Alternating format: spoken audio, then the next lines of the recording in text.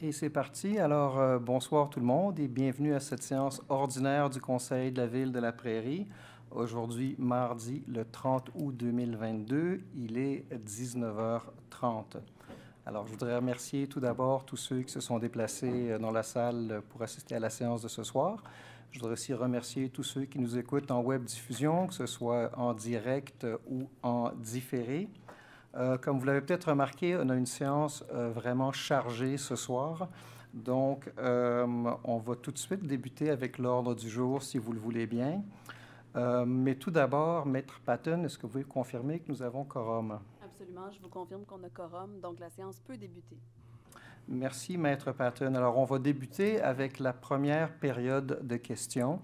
Je souligne tout simplement que s'il y en a qui veulent s'adresser au Conseil à la première période des questions, on va vous inviter de le faire. S'il y en a qui veulent quitter après ça, soyez tout à fait libre aussi de quitter si le cœur vous en dit. Il y aura aussi une deuxième période des questions à la fin de la séance. Je fais tout simplement le préciser. Je voudrais aussi préciser avant de débuter, tout simplement pour encadrer les choses, que la période des questions est une période de questions et non pas une période de débat. Si jamais vous voulez débattre d'un point, quel qu'il soit, je vous invite à me contacter. Venez me voir à l'Hôtel de Ville, venez me voir un samedi du maire. Ça va me faire plaisir de débattre avec vous, peu importe le sujet. C'est important pour moi, je pense que c'est important pour les élus de vous entendre, d'être sensibilisés aux enjeux qui vous concernent. Mais je veux juste préciser, comme je le dis, que ce soir, c'est une période des questions, des commentaires, mais pas une période de débat, des oui mais, qui pourrait durer Dieu sait combien de temps. Alors, je sais très bien que la question des terrains synthétiques va être abordée à la période des questions ce soir, ce qui fait que je vous invite, ceux qui veulent s'adresser au Conseil avec des questions, des commentaires, je vous invite tout simplement à venir au micro, mentionner votre nom, le district dans lequel vous habitez, si vous le connaissez, et peut-être le nom de l'organisme auquel vous... de votre organisme, si vous faites partie d'un organisme. Alors, donc, on va débuter avec la première période des questions. Est-ce que quelqu'un veut s'adresser au Conseil?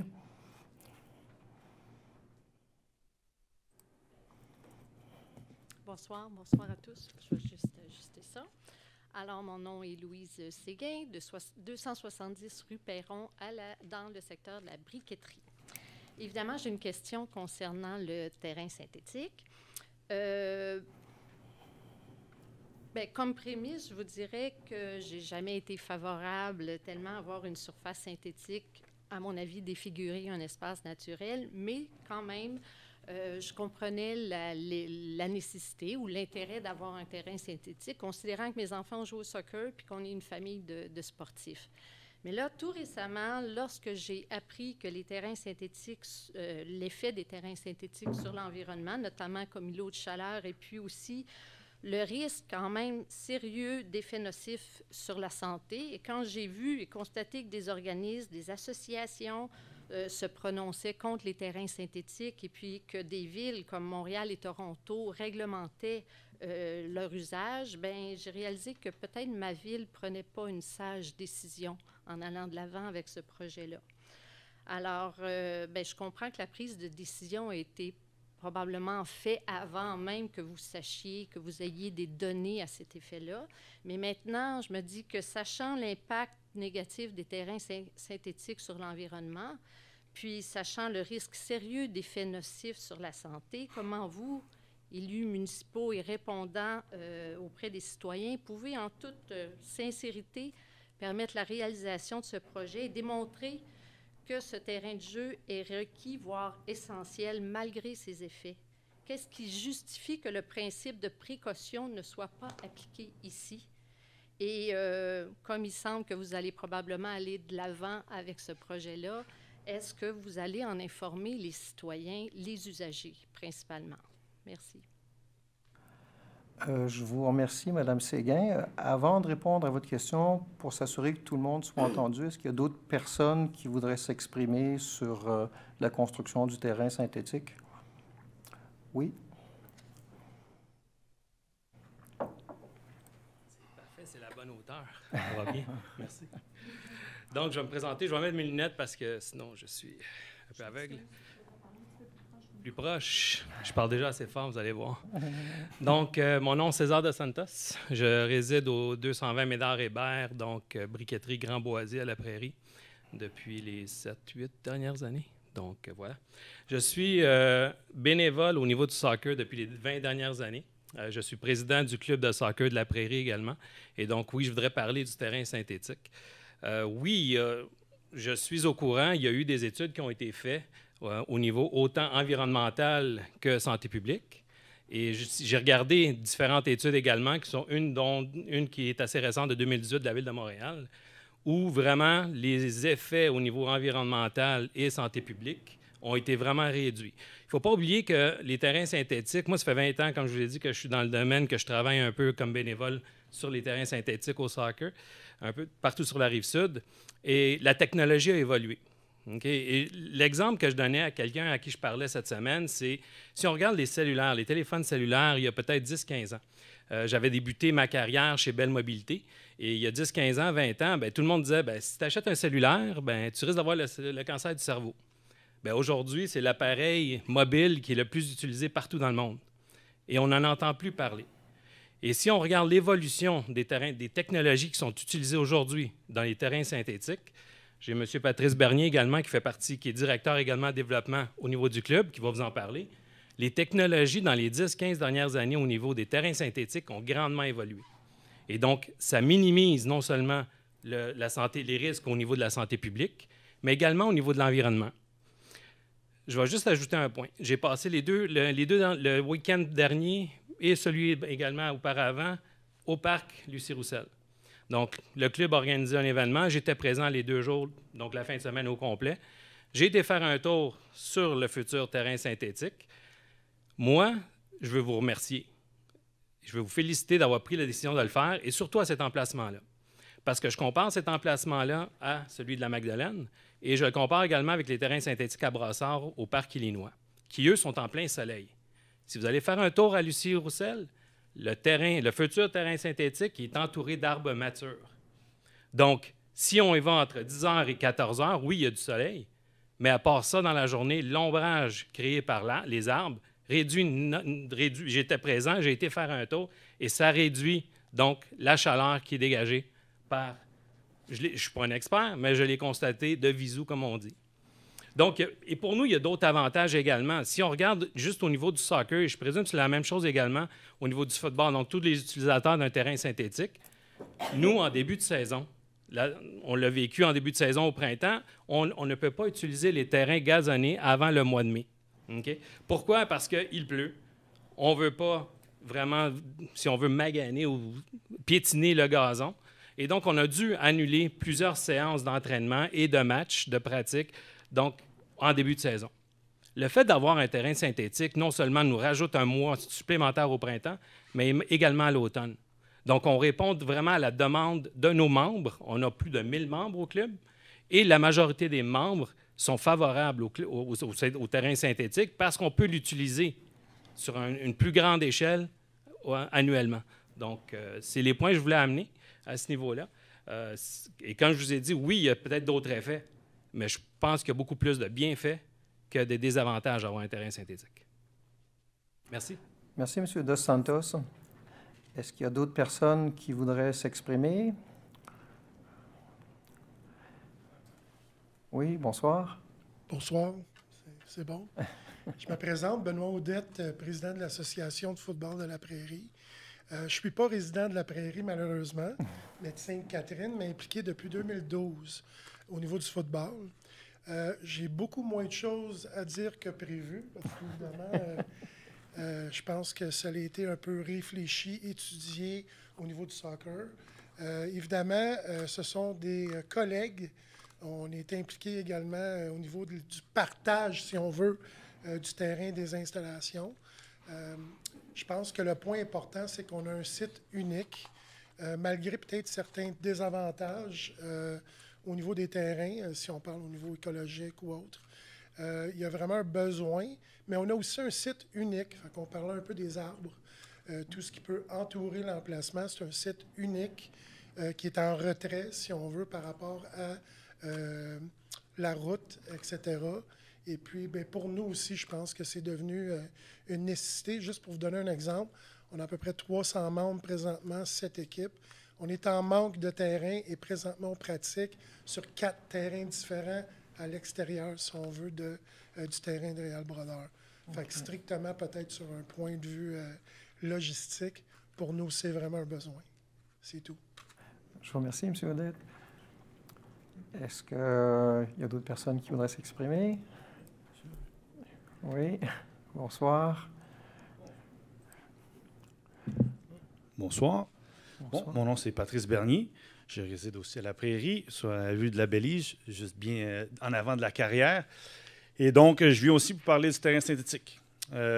Parce que pour moi, c'est un bienfait au niveau de la possibilité c'est pour les jeunes de pouvoir pratiquer le soccer sur un terrain qui n'aura pas nécessairement engendré beaucoup de dévastation naturelle, on va dire, conditions naturelles, où ce qu'on doit devoir arrêter ou bloquer le terrain parce que à cause de la pluie ou toute autre condition climatique qui peut en empêcher.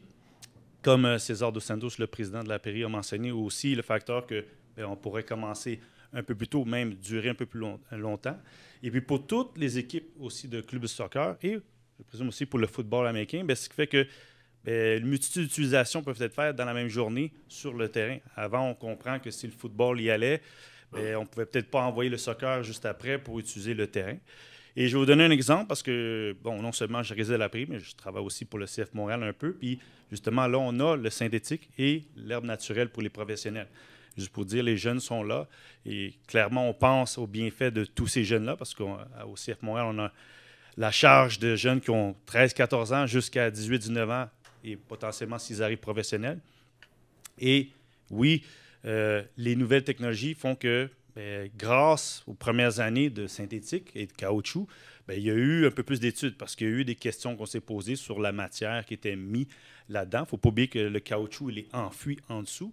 Je sais que je comprends que souvent, tu rentres à la maison et il y a des caoutchoucs qui se présentent dans la machine à laver parce qu'on sait que les enfants se promènent. Mais depuis, il y a beaucoup plus de compagnies qui sont là-dedans, qui se sont raffinées et devenues plus experts grâce à ces études-là pour développer des produits qui ne sont pas néfastes justement pour ceux qui les utilisent, qui sont les adultes et souvent plus les jeunes.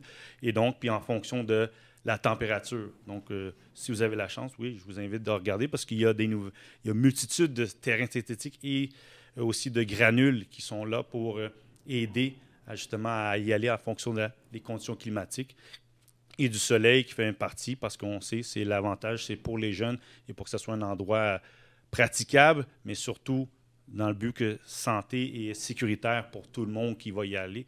Et donc, je finis simplement que voilà, un terrain comme ça, ça fait que les jeunes peuvent pratiquer maintenant dehors, comme César l'a mentionné, puis pour le football, c'est de commencer fort probablement en avril, où qu'avant, les terrains sont gelés encore et on voit que l'hiver dure de plus en plus longtemps, donc on est obligé de pousser jusqu'à mai.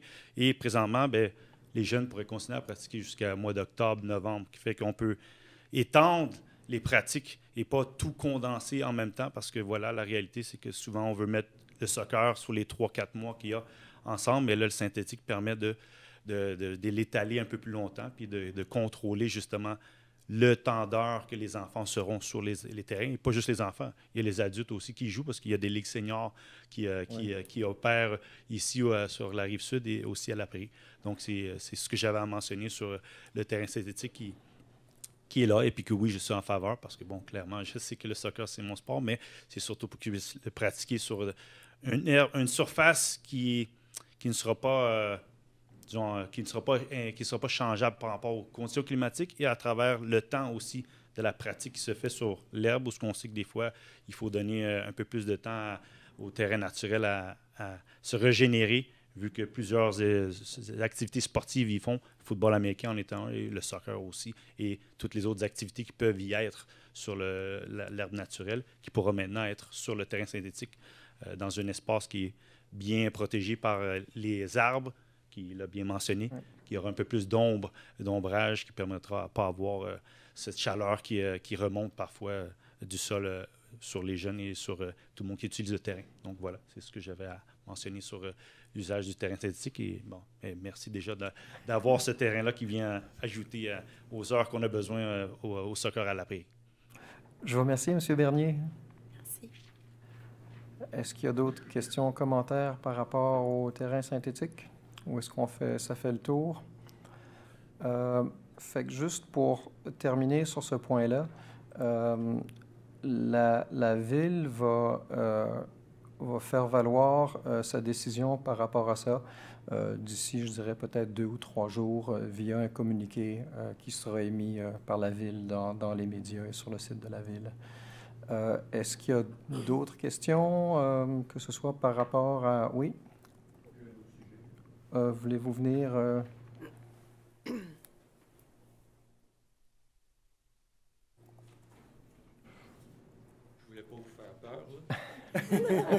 C'est raté. On essaie de rester, on essaie de rester bref. Pardon?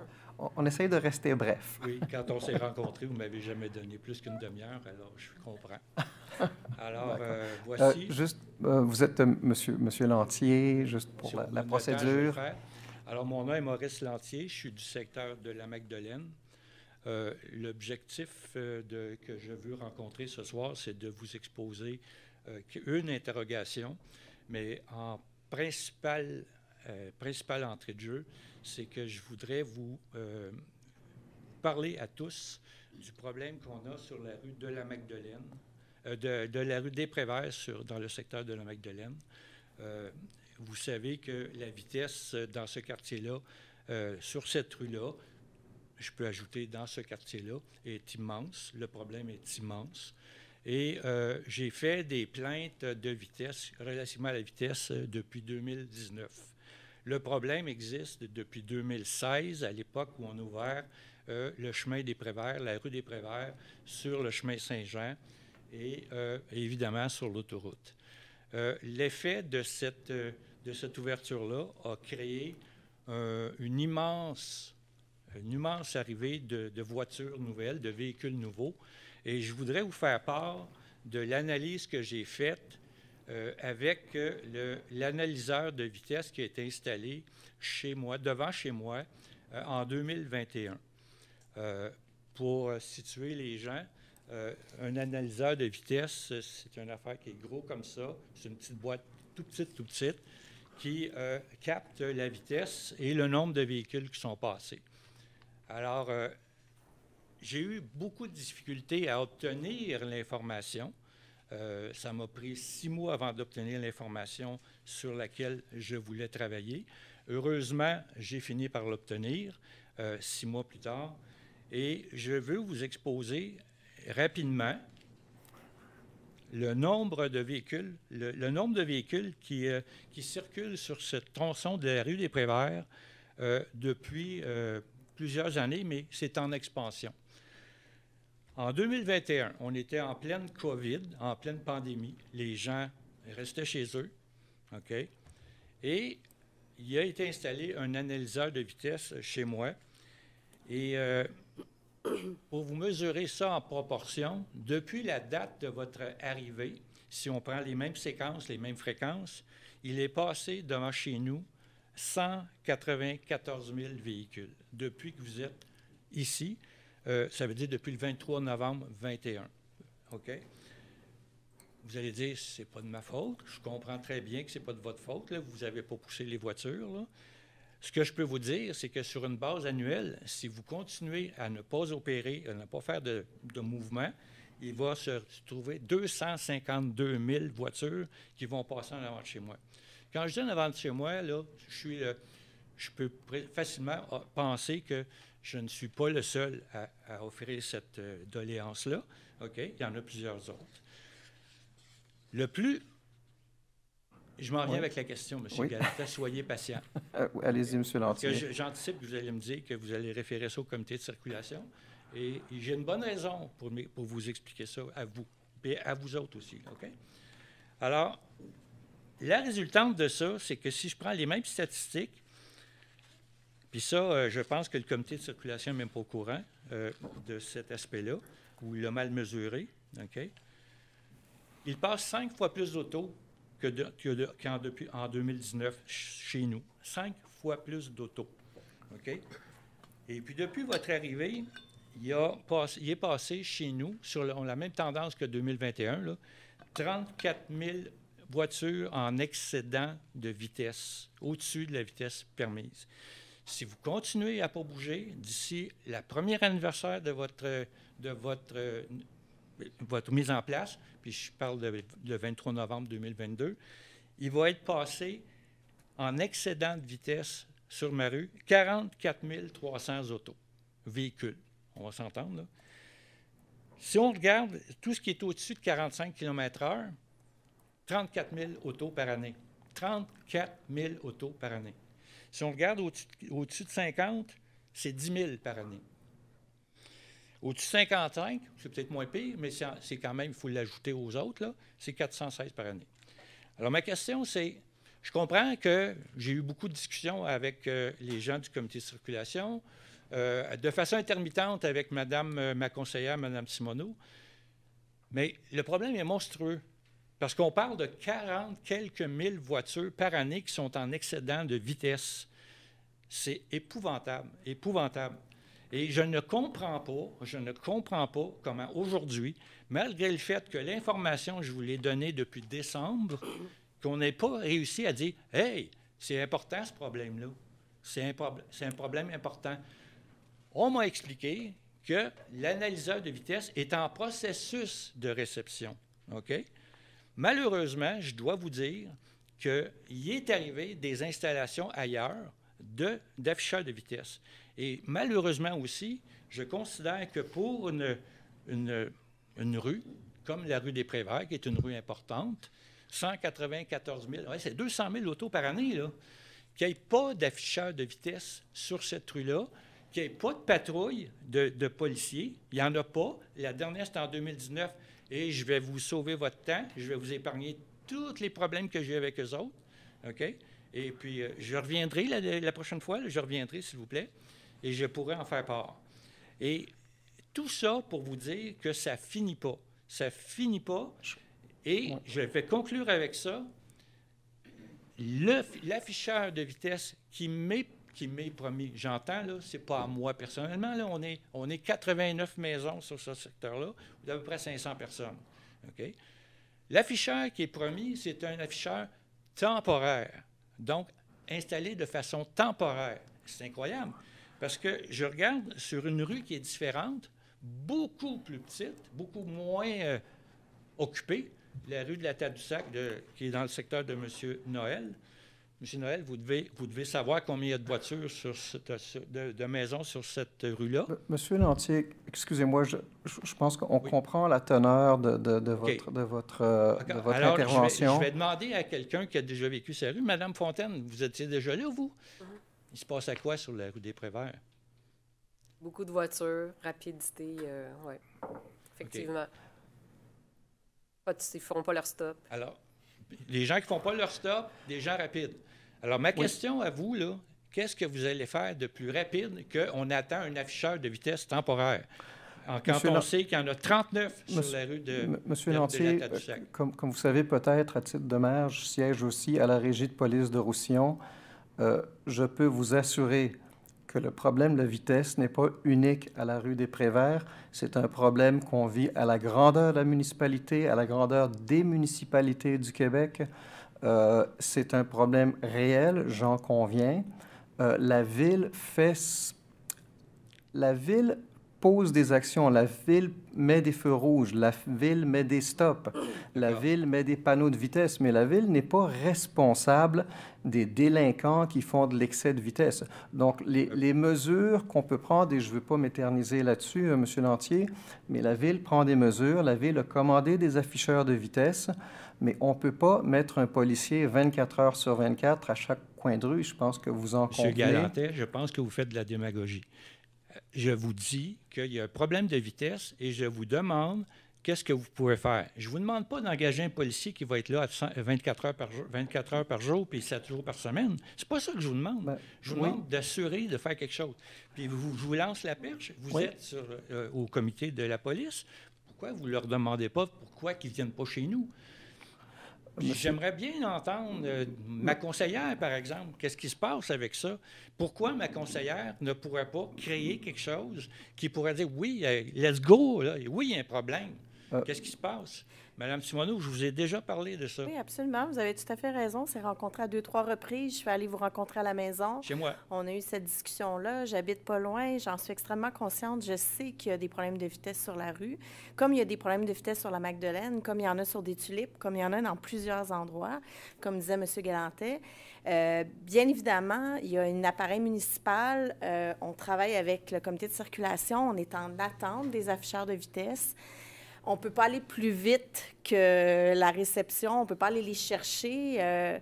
Malheureusement, il y a eu la période d'été aussi là, qui a fait en sorte que, bon, ça a ralenti un peu au niveau du... Bien, écoutez, c'est la réalité pareil. Je dois vous dire que moi aussi, je suis un petit peu surprise de voir que c'est un peu long à recevoir tout ça. Mais bon, c'est un peu la réalité qu'on vit et qu'on doit... Je vais terminer là-dessus, là, puis je ne suis pas sûr que vous allez aimer ce que je dis, là. Ça, c'est le document qui nous a été promené dans les porte-à-porte chez nous, qui venait de Place aux citoyens. Place aux citoyens, là, c'est vous, c'est Mme Simoneau, c'est Mme Major. Non. C'est Noël. Vous avez peur, vous, hein? Voici l'engagement qui avait été pris. Contrôler la vitesse dans les quartiers résidentiels et le volume de circulation sur les grands axes, en déployant d'autres afficheurs de vitesse et en prenant des bonnes décisions en matière de croissance. Monsieur Lantier, on ne peut pas aller plus vite que la machine municipale. Je vais terminer sur ça. Oui, s'il vous plaît, Monsieur Lantier, parce qu'il y a peut-être d'autres questions aussi. Je le sais. Madame Fontaine a passé 3 heures avec moi pour que je lui explique le problème récemment. OK? Vous, à toutes les fois que j'ai eu à vous parler, c'était à 25 minutes. Quand vous êtes venu chez nous, vous étiez déjà prête à partir. 25 minutes. Mme Fontaine a pris le temps de me parler pendant 3 heures pour aller expliquer le problème. Y a-t-il moyen que Mme Fontaine et Mme Simoneau parlent ensemble pour garder ça? Y a-t-il moyen qu'on fasse quelque chose ensemble? Ça paraît bien, là, tu sais. Merci, monsieur Lantier. Je m'excuse, mais... Mais je veux juste ajouter quelque chose. Vous avez raison, M. Lantier, parce que moi, j'habitais sur des Préverts, puis je suis tout à fait d'accord avec les points que vous apportez, parce qu'effectivement, ça roule vite. Il y a des gens du quartier qui sont ici, qui peuvent en faire fi aussi, faire foi de ça. Moi, j'habitais où il y avait un stop, puis ça ne l'arrêtait pas. Puis depuis que la rue a été ouverte avec le Canac, puis tout ça, il y a beaucoup plus de circulation. Il y a eu un changement démographique important. 5 fois plus vite, 5 fois plus de monde. Effectivement, vous avez raison. Alors, il faut faire quelque chose. Et je suis prête à parler avec les gens du comité de circulation puis Mme Simoneau pour qu'on puisse voir ça. Je termine là-dessus. Vous l'aviez écrit dans vos engagements. Vous n'êtes pas dans la génération pour ma faute. Okay? Vous devez prendre des décisions importantes pour régler notre problème de quiétude, de sécurité et de contrôle de l'ouïe aussi. Hein? Si vous pensez que tout notre groupe dans la rue, sur la rue, c'est tous des petits vieux qui vont devenir sourds puis qui n'entendront plus personne, vous avez peut-être un problème. Okay? C'est pas moi qui ai un problème. Je vous remercie, M. Lantier. Je vais revenir si c'est pas Oui, il n'y a pas de problème. Passez quand vous voulez à l'Hôtel de Ville. Ça va faire plaisir de vous accueillir. Merci, M. Lantier. Bonsoir à tous. Maxime Grégoire, rue de la Reine-des-Prés, dans le secteur de la Magdeleine. Bonsoir, M. Grégoire. Bonsoir, vous allez bien? Très bien, merci. Je n'étais pas venu pour ça du tout, mais je vais prendre la balle au bon de M. Lantier. J'habite sur la rue de la Reine-des-Prés et c'est littéralement une catastrophe.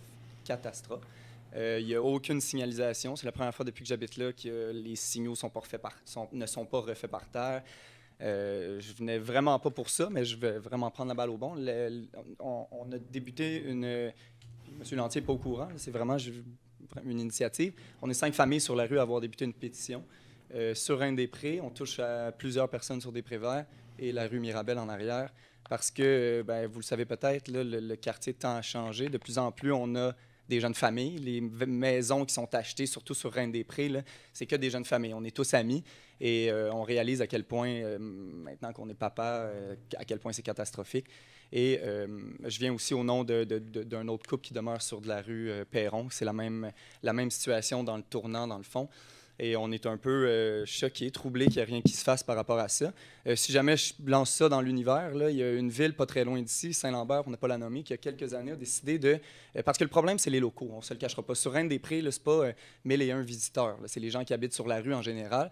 Et il y a une façon d'envoyer un message clair à ces gens-là. Ça peut paraître drastique, mais pas très loin de chez nous, on l'a vu, c'est de changer la vitesse dans les zones résidentielles à 30 km/h partout sur le territoire en même temps. Sur les boulevards, on peut prendre la décision de laisser ça à une vitesse X ou Y, ou peu importe. Mais à un moment donné, il faut avoir le courage politique d'agir et de prendre des décisions comme celle-là qui vont faire en sorte qu'il n'y aura pas...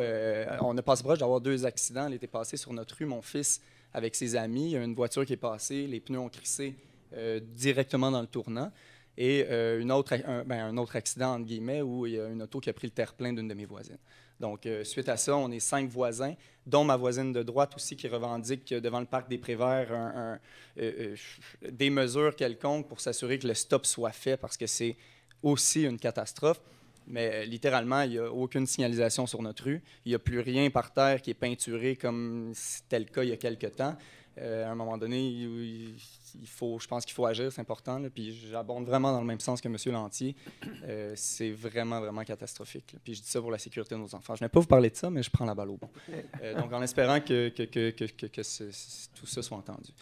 Aujourd'hui, si je viens vous parler, c'est en mon nom d'abord, mais au nom de tous ceux qui ont participé. Il y a plusieurs personnes dans la salle à la dernière collecte de déchets organisée par le groupe SOS Environnement La Prairie, qui compte maintenant plus de 200 membres. Je tiens d'ailleurs à remercier messieurs Dion et Noël d'avoir été présents. Là, votre présence est vraiment appréciée. Pour moi, ça, c'est de passer de la parole aux actes puis dans l'action, puis je vous remercie pour ça. Maintenant, je pense que la Ville a une grosse responsabilité par rapport aux entreprises sur le territoire en termes de collecte de déchets. Cette journée-là, on a ramassé 210 livres de déchets en 3 heures peut-être, en quelques heures, ce qui est quand même beaucoup, ce qui est assez important. Maintenant, on devrait être fiers, mais je ne suis pas si fier dans la mesure où c'est assez désolant que sur nos terrains à nous, les particuliers, bien, évidemment que si on se laisse traîner, on va le savoir, puis c'est correct, mais que les entreprises ne soient pas suivies comme ça. Puis dans les derniers mois, ça a empiré, c'est pire que jamais. On a nettoyé surtout l'espace qui appartient au groupe BODA, Destination La Prairie, entre Post Canada et l'espace qui est protégé. De mon point de vue, je trouve ça presque absurde qu'il y ait... Puis en fait, la raison pour laquelle je viens vous voir aujourd'hui, c'est que j'y suis retourné aujourd'hui et il y a eu une nouvelle accumulation de déchets exactement où on a été. Et ça me brise le cœur, d'autant plus que c'est à côté d'un espace protégé, donc des étangs temporaires où se reproduisent les rainettes, et pas très loin de la rivière Saint-Jacques. Donc à l'automne et au printemps, quand tout ça est ras-le-sol, là, ça s'en va où? Bien, il y a peut-être une centaine de livres de déchets qui s'en vont directement dans la rivière ou dans les zones protégées. Maintenant, ces entreprises-là doivent être régies par des mêmes règles, mêmes lois que les citoyens, j'ose croire, j'ose espérer. Maintenant, la question que je vous pose est la suivante. Je suis conscient que vous avez défendu beaucoup l'environnement, que vous en avez beaucoup parlé. Je suis conscient aussi qu'au municipal, c'est pas toujours facile d'agir parce qu'on est limité en termes de budget et d'action. Mais là, vous avez l'opportunité d'agir à faible coût possiblement, mais rapidement. Ma première question, est-ce que vous avez un plan au conseil municipal? Est-ce que vous avez un plan pour vous assurer que ces espaces... Et là, j'en ai nommé qu'un, mais faites un petit tour de la prairie, vous allez voir que c'est un peu partout. Est-ce que vous avez un plan pour encourager ces gens-là ou vous assurer que la gestion des déchets est bien faite, premièrement? Est-ce que vous avez un budget? Est-ce que vous avez de l'argent pour ça? Parce que je sais que parfois, de geler les taxes, ça peut faire en sorte que ça fait du bien aux citoyens un certain temps, mais après, ça peut faire en sorte qu'on a moins d'argent à investir dans X ou Y projet. Sinon, est-ce que c'est possible d'envoyer quelqu'un à chaque semaine ou 2 semaines qui fait le tour? Parce que là, c'est pas fait 210 livres de déchets. Il n'y a personne qui va me faire croire qu'il y a quelqu'un qui va là aux 2 semaines pour s'assurer que les entreprises font ce qu'ils ont à faire. Et Dieu sait qu'ils ont l'argent pour engager quelqu'un ou pour demander à l'emballeur chez Super C ou peu importe de faire un petit tour, un petit nettoyage. Là, sans quoi, si on fait ça, des initiatives citoyennes comme ça, il n'y en aura plus parce qu'on ne se sent pas appuyé par le conseil municipal. Je vous entends. Je reçois votre commentaire. Effectivement, je suis tout à fait d'accord avec vous qu'il y a certaines entreprises délinquantes. Moi-même, j'ai déjà eu à contacter la Ville dans une autre vie à quelques reprises à cause de déchets qui sont laissés un peu partout. Moi, premièrement, je vous encouragerais à contacter le service des travaux publics si vous constatez qu'il y a un problème quelque part pour que la Ville puisse agir. Et puis donc, je pense, Mme Leclerc, vous me corrigerez, mais je pense que les travaux publics, généralement... On va quand même faire le suivi auprès du service de l'urbanisme, parce que les inspecteurs sont habilités à les constater puis émettre des contraventions. Émettre des contraventions, c'est ça. Donc, la Ville a la possibilité d'émettre des contraventions aux délinquants. Parce que clairement, en ce moment, les inspecteurs n'y vont pas, là, parce que c'est depuis, ça fait quelques semaines déjà qu'on a fait ça, puis c'est plein à nouveau, puis... Voilà, donc c'est un coup d'épée dans l'eau. Puis là, je ne sais pas s'il y a possibilité d'agir assez rapidement dans la mesure où l'automne arrive. Tout ça va se diriger directement dans nos rivières ou dans nos espaces protégés, aussi bien les protéger comme il faut. Monsieur Grégoire, c'est absolument, c'est noté. On va faire le suivi avec l'urbanisme et les travaux publics. Merci. C'est moi qui vous remercie. D'autres questions, commentaires? Alors, on va donc passer à l'ordre du jour. Comme je le disais un peu plus tôt, la séance va être assez costaude ce soir. S'il y en a qui veulent tout simplement quitter, gênez-vous surtout pas. Je sais que les séances du Conseil ne sont pas toujours les choses les plus palpitantes. On va passer au point 2.1. Ah, pardon? C'est fin pour nous autres. Bon, soyons honnêtes. Le point 2.1, l'adoption de l'ordre du jour. Est-ce que j'ai quelqu'un pour le proposer? Oui, je vais le faire, Monsieur le Président. Je propose d'adopter l'ordre du jour de la présente séance. Voyons, OK, je recommence. Je propose que l'ordre du jour de la présente séance soit adopté tel que présenté. Je vais l'appuyer. Merci. Au point 2.2, on a l'adoption des procès-verbaux pour les séances ordinaires et extraordinaires du 5 juillet 2022. Qui le propose? Je vais le faire, Monsieur le Président. Alors, je propose d'adopter, tel que rédigé, le procès-verbal de la séance ordinaire du 5 juillet 2022 à 19h30, ainsi que celui de la séance extraordinaire du 5 juillet 2022 à 19h. Je l'appuie. Merci à vous deux. Au point 2.3, on a le dépôt du rapport financier 2021 consolidé et corrigé. C'est un dépôt, Maître Patton? Ce sera déposé aux archives de la Ville, Monsieur le Président. Merci, Maître Patton. Au 2.4, on a des appuis financiers et des demandes diverses. D'abord, pour l'activité de financement de la Fondation Jean de Lamennais pour leur tournoi de golf. Est-ce que quelqu'un le propose? Oui, je vais le proposer. Je propose d'autoriser l'achat de 2 billets au coût unitaire de 185 $ pour le tournoi de golf du 50e anniversaire du Collège Jean de Lamennais, lequel se tiendra le 3 octobre 2022 au club de golf Triangle d'Or. Les frais et dépenses que les membres du conseil présents engageront à cette occasion devant être remboursés sur présentation de pièces justificatives. Je vais l'appuyer. Merci à vous deux. Ensuite, on a une demande de soutien financier du Club optimiste de la Prairie pour leur 50e anniversaire. Qui le propose? Je vais le faire, Monsieur le Président. Alors, attendu que l'année 2020 marquait le 50e anniversaire du Club optimiste de la Prairie, mais qu'en raison de la pandémie de la COVID-19, la soirée de festivités prévue à cette occasion a été reportée au 9 octobre 2021. Attendu que la soirée de festivités du 9 octobre 2021 a été reportée au 24 septembre 2022. Attendu que l'organisme souhaite obtenir la gratuité des salles Phileas Langto et Rosaire Circé du Centre multifonctionnel Guy Dupré pour la tenue de cet événement. Je propose d'octroyer une gratuité pour la location des salles Phileas Langto et Rosaire Circé du Centre multifonctionnel Guy Dupré d'une valeur de 305,11 $ pour la soirée de festivité du 50e anniversaire du Club optimiste de la Prairie, laquelle aura lieu le 24 septembre 2022, et d'autoriser les membres du conseil qui le désirent à assister à cette soirée au coût unitaire de 70 $. Les autres frais et dépenses que les représentants de la Ville présents engageront à cette occasion devant leur être remboursés sur présentation de pièces justificatives. Je vais l'appuyer. Merci. Ensuite, nous avons une demande de soutien financier pour la Ligue de la pétanque de la Prairie. Tiens, et particulièrement pour son 30e anniversaire. Je vais proposer. Monsieur Dion, allez-y. Donc, attendu qu'en vertu de la politique d'accréditation et de soutien des organismes et des particuliers, un montant maximal de 1 500 $ est prévu pour souligner le 30e anniversaire d'un organisme. Donc, je propose d'octroyer un soutien financier de 1 500 $ à la Ligue de pétanque de la Prairie dans le cadre du souper champêtre organisé pour son 30e anniversaire de fondation. Je vais l'appuyer. Merci à vous deux. Ensuite, on a une demande de soutien financier pour un athlète laprairien en flag football. Qui le propose? Je vais le faire, Monsieur le Président. Donc, félicitations à Loïc Vallée qui a participé au championnat provincial de flag football à Drummondville. Donc, attendu que la politique d'accréditation et de soutien d'organismes est particulier, un soutien financier peut être accordé à un athlète laprairien sélectionné pour sa participation à des compétitions.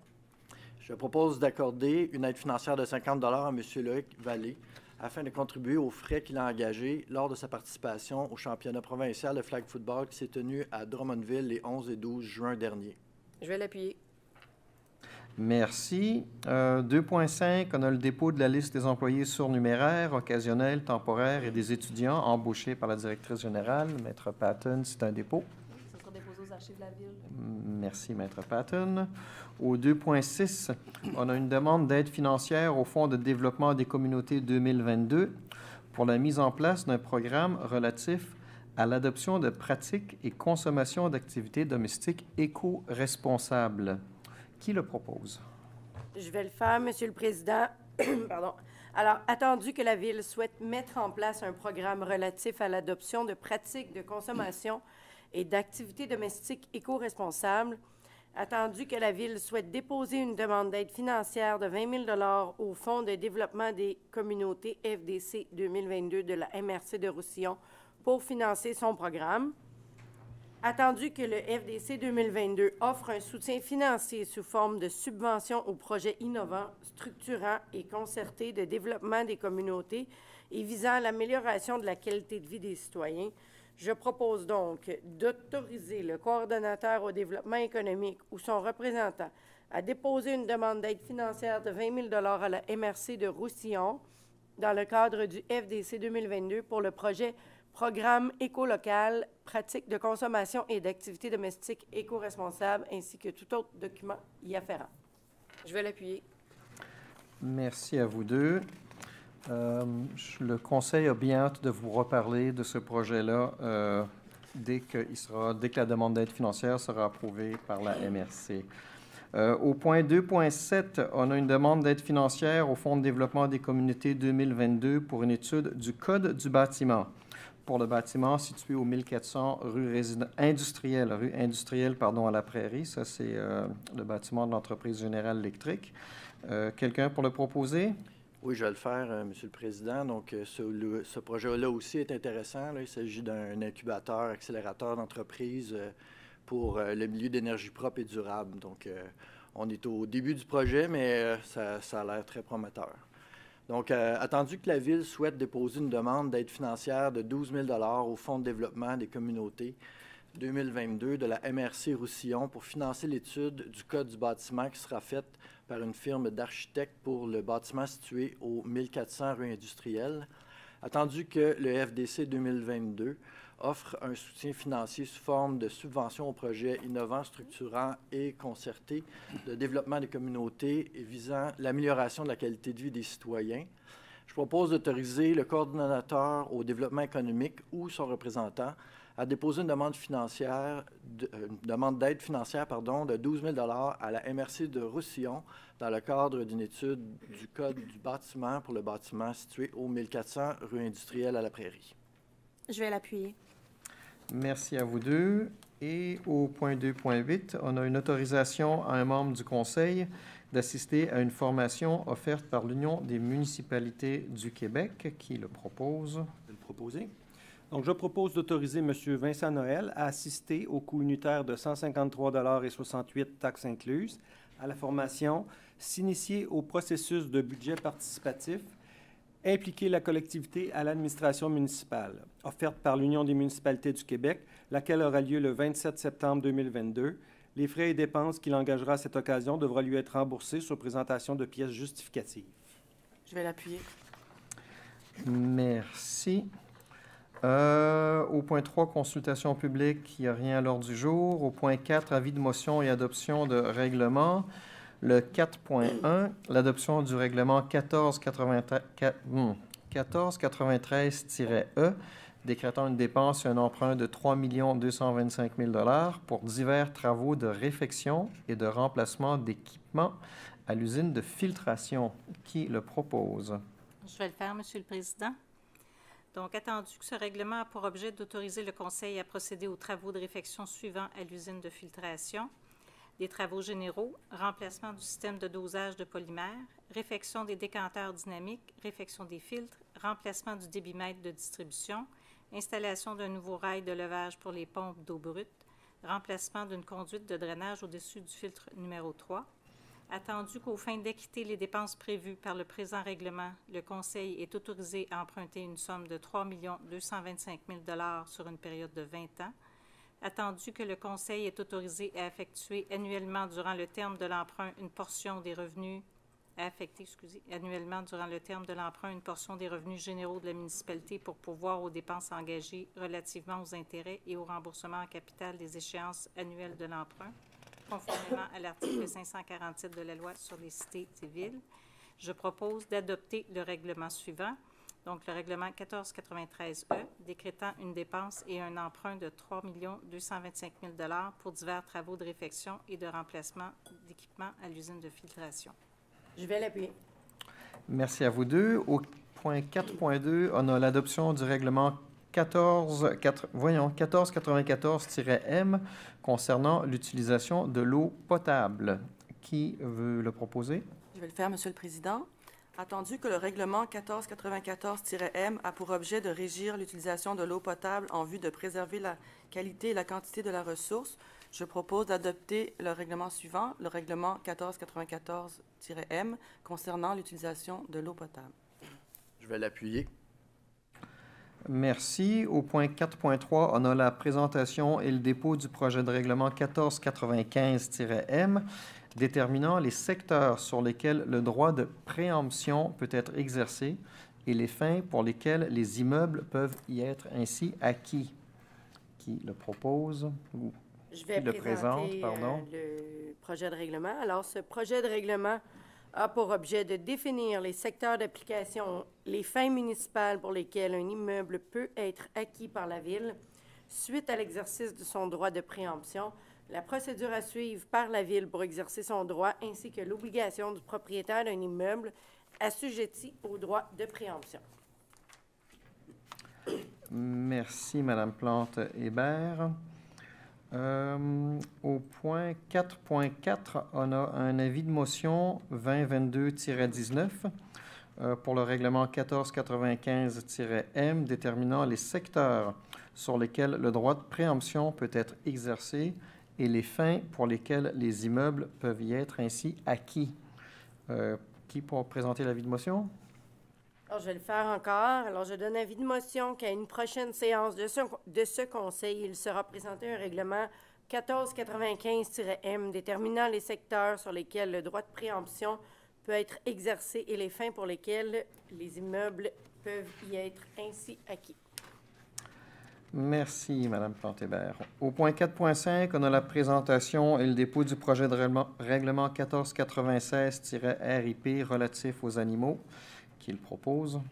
Oui, je vais faire la présentation. Donc, ce projet de règlement a pour objet de définir les règles générales, de prévoir les dispositions relatives aux licences, à la capture et à la disposition des animaux, ainsi que de prévoir les dispositions spécifiques aux chiens et aux nuisances.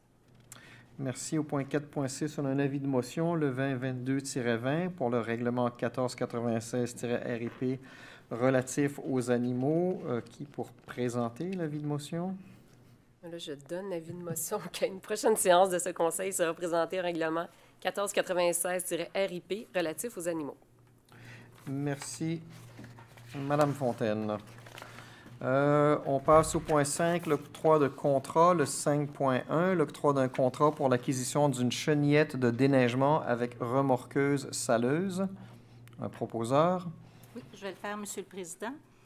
Attendu que la Ville a demandé, par appel d'offres publiques, des soumissions pour l'acquisition d'une chenillette de déneigement avec remorque saleuse, attendu que cet appel d'offres comportait une option avec rachat d'un véhicule de la Ville et une option sans rachat, attendu que la soumission suivante a été reçue, le soumissionnaire étant équipement planeur limité, le montant avec l'option 1, donc avec rachat, incluant les taxes, 238 573 et 13 sous.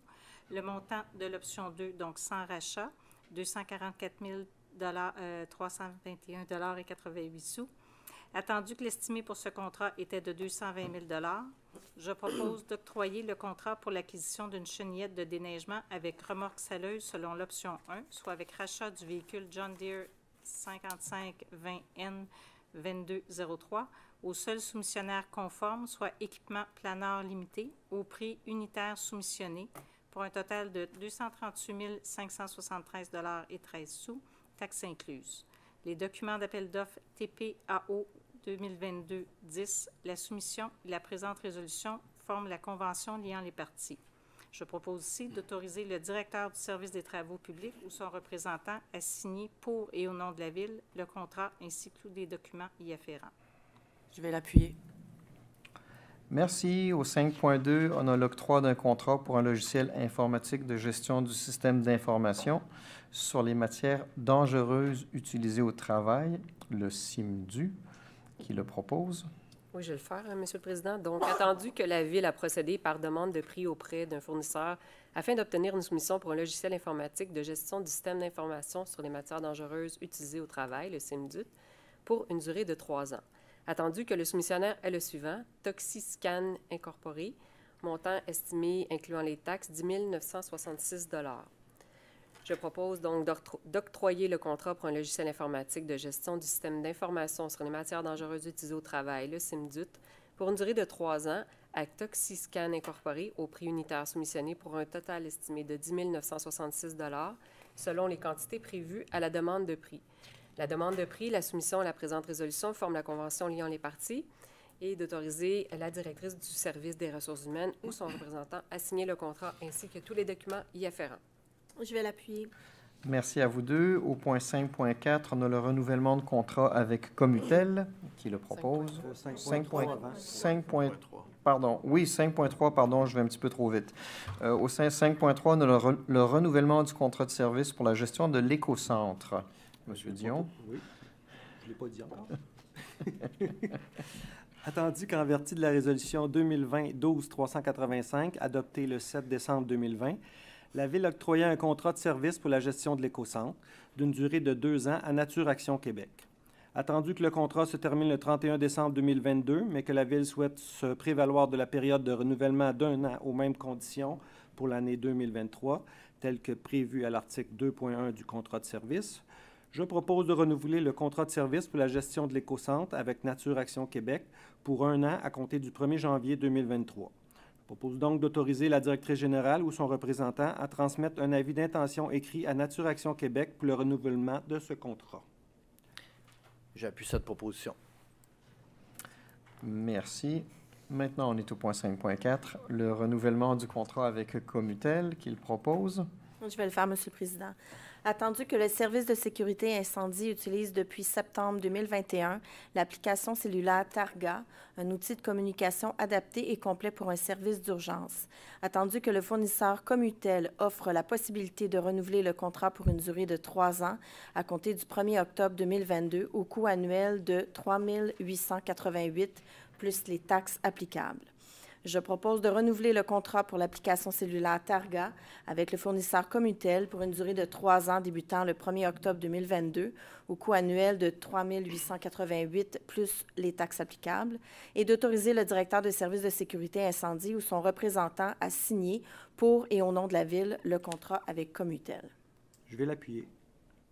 Merci à vous deux. Au point 5.5, on a le rejet des soumissions GE 2022-08 pour la réfection du chalet de la piscine municipale.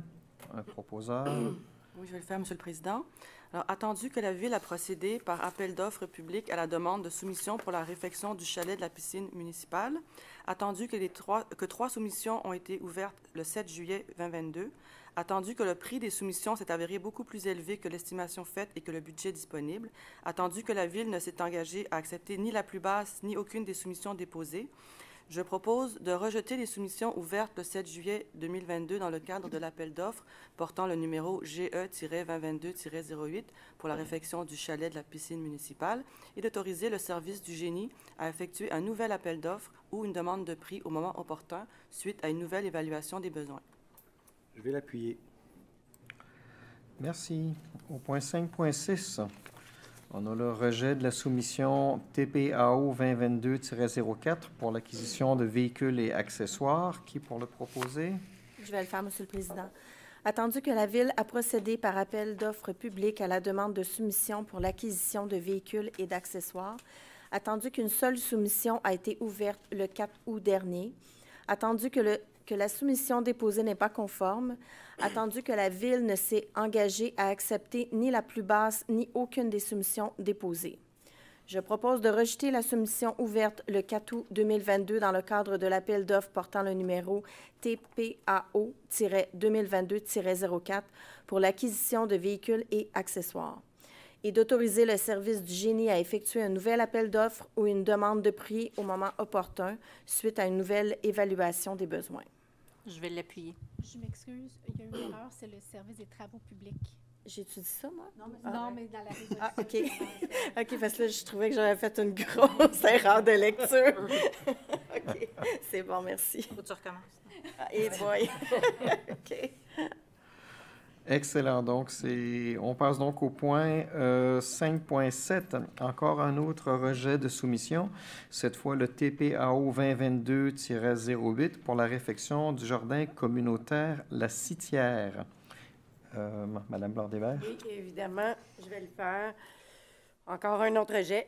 Attendu que la Ville a procédé par appel d'offres public à la demande de soumission pour la réfection du jardin communautaire La Citière, attendu que 2 soumissions ont été ouvertes le 22 juin dernier, attendu que le prix des soumissions s'est avéré beaucoup plus élevé que l'estimation faite et que le budget disponible, attendu que la Ville ne s'est engagée à accepter ni la plus basse ni aucune des soumissions déposées, je propose donc de rejeter les soumissions ouvertes le 22 juin 2022 dans le cadre de l'appel d'offres portant le numéro TPAO 2022-08 pour la réfection du jardin communautaire La Citière et d'autoriser le service des travaux publics à effectuer un nouvel appel d'offres ou une demande de prix au moment opportun suite à une nouvelle évaluation des besoins.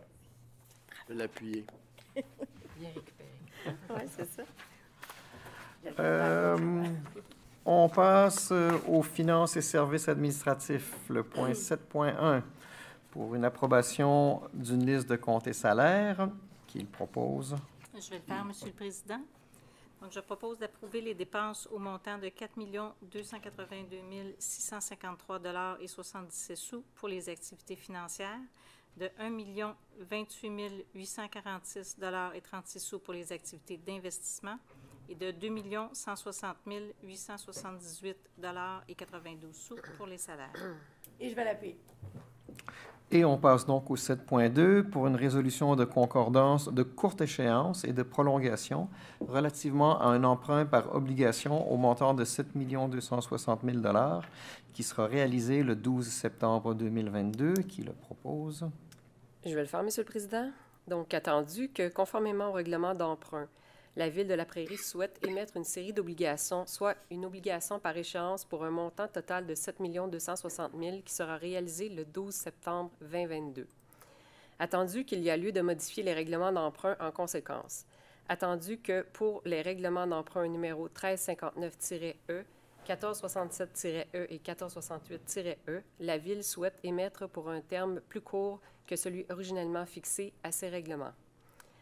Attendu qu'il y a lieu de prolonger l'échéance des règlements d'emprunt numéro 1148-E, 1259-E, 1302-E, 1307-E, 1319-E, 1372-E, 1370-E, 1384-E, 1367-E, 1383-E, 1385-E, 1303-E, 1339-E et 1359-E.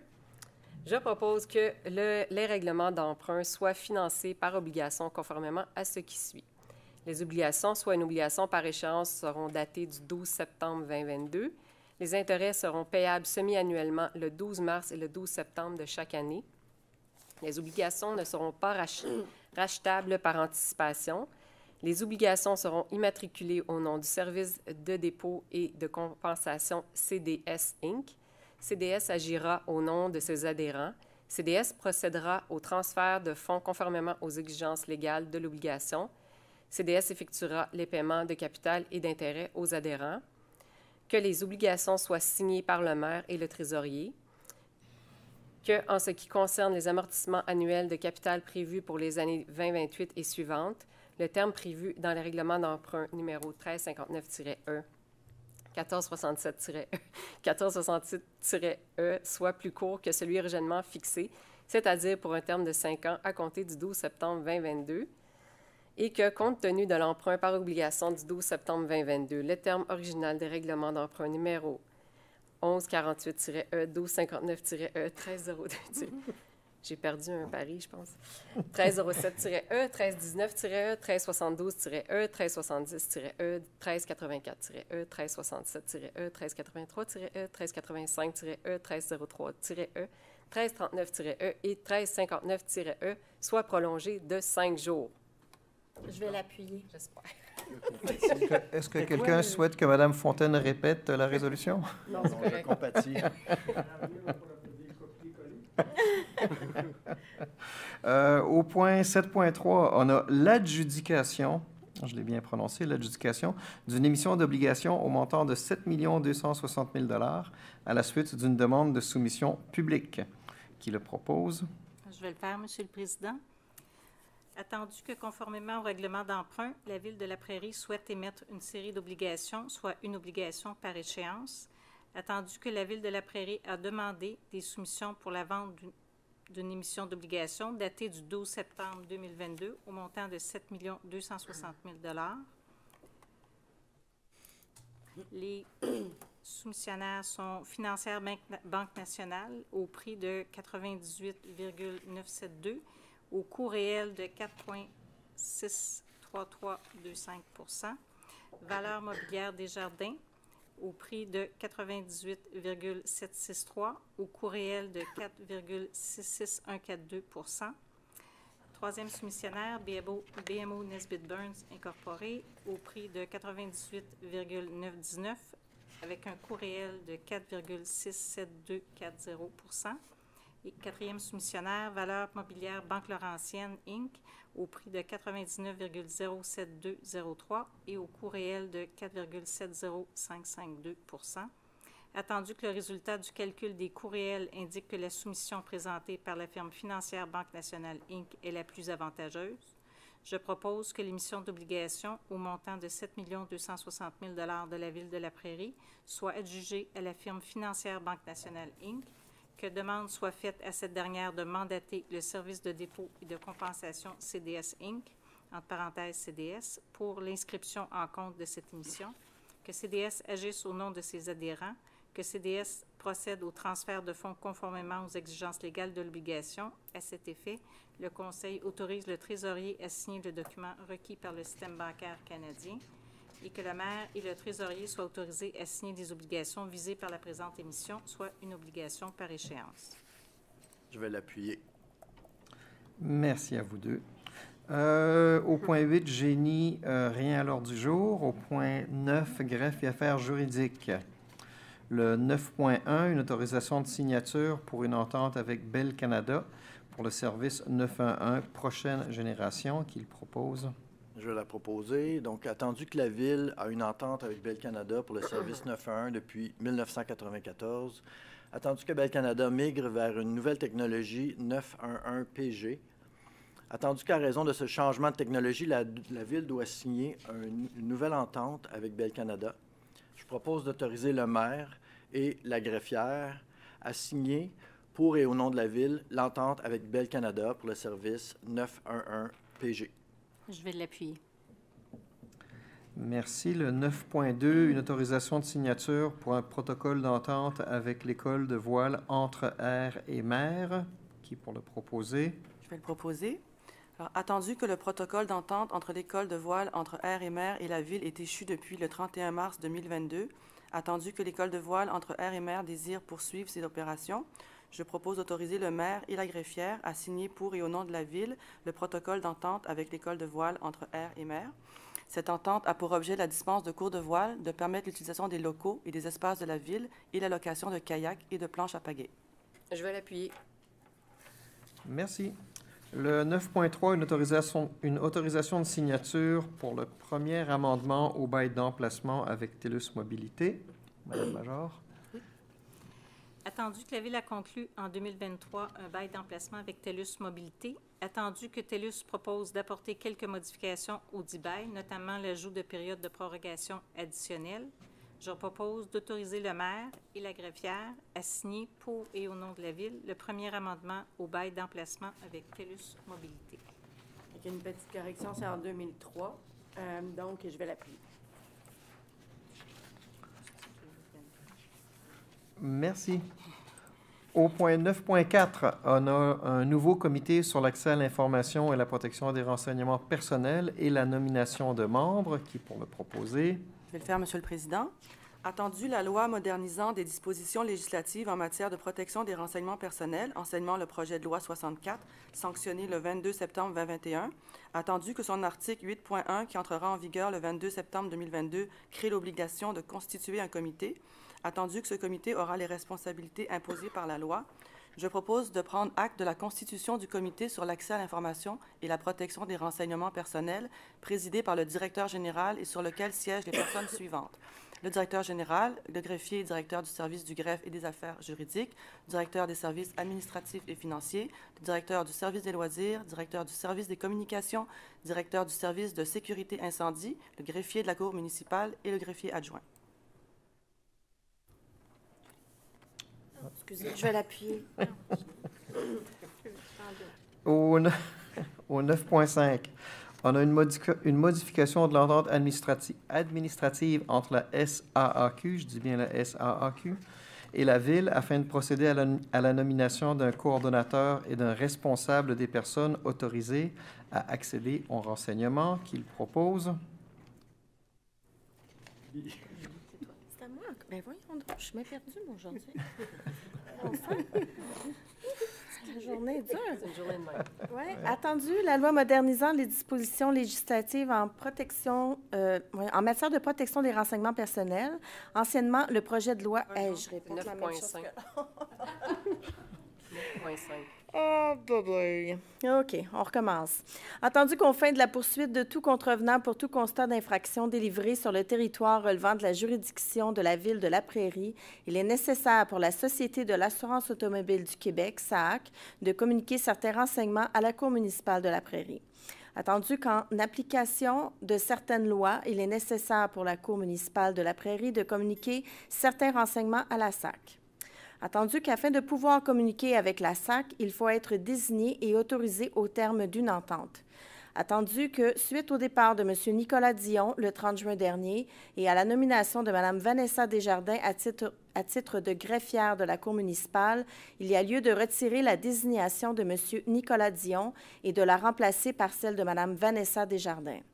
Je propose de retirer la désignation de M. Nicolas Dion à titre de coordonnateur de l'entente et responsable de la désignation des personnes autorisées à accéder aux renseignements communiqués par la SAAQ et de désigner Mme Vanessa Desjardins à titre de coordonnatrice de l'entente et responsable de la désignation des personnes autorisées à accéder aux renseignements communiqués par la SAAQ. Elle pourra déléguer cette fonction à une ou plusieurs autres personnes qu'elle est chargée d'identifier. Je vais l'appuyer. Merci à vous deux. Le 9.6, une demande de nomination de Mme Vanessa Desjardins à titre de juge de paix. Oui, je vais le faire avec plaisir. Alors, attendu qu'au terme de la résolution 2022-06-200, Mme Vanessa Desjardins a été nommée greffière à la Cour municipale de la Ville de La Prairie. Je propose donc de demander au ministre de la Justice du Québec de nommer Mme Vanessa Desjardins à titre de juge de paix. Je vais l'appuyer. Merci à vous deux. Au point 9.7, une demande de nomination de Mme Satya d'Almeida à titre de juge de paix. Je vais le faire, Monsieur le Président. Attendu qu'au terme de la résolution 2020-08-260, adoptée le 17 août 2020, Mme Satya d'Almeida a été nommée assistante greffière à la Cour municipale de la Ville de la Prairie.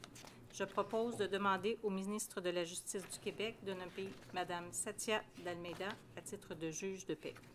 Je vais l'appuyer. Merci. On passe aux loisirs, culture et bibliothèque. Le 10.1 pour une autorisation de signature, une entente avec le Centre sportif de la Prairie pour la location d'heures de glace pour la saison hivernale 2022-2023. Madame Fontaine. Oui.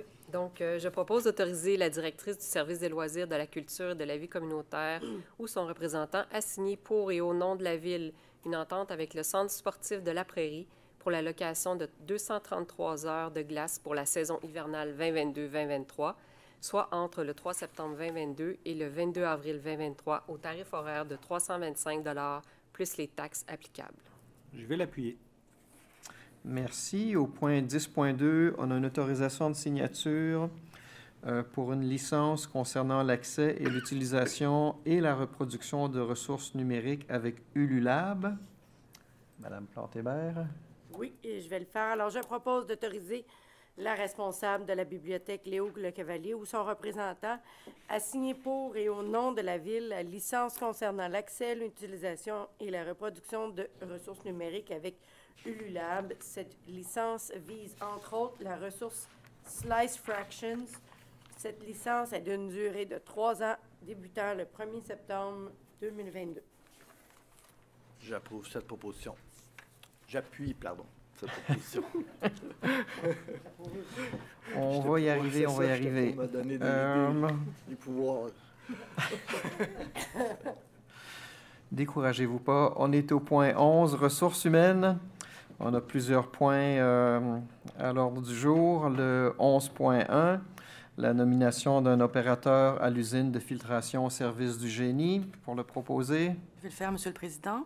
Attendu que le poste d'opérateur à l'usine de filtration est vacant depuis le 31 juillet dernier, attendu qu'il y a lieu de combler ce poste, je propose de nommer M. Hugo Côté au poste permanent d'opérateur à l'usine de filtration au service du génie. La date prévue d'entrée en fonction est ouvert le 31 août 2022 et il sera soumis à une période d'initiation de 45 jours à compter de cette date. Je vais l'appuyer. Très bien. Au point 11.2, on a l'embauche d'une secrétaire au service de sécurité incendie. Pour le proposer.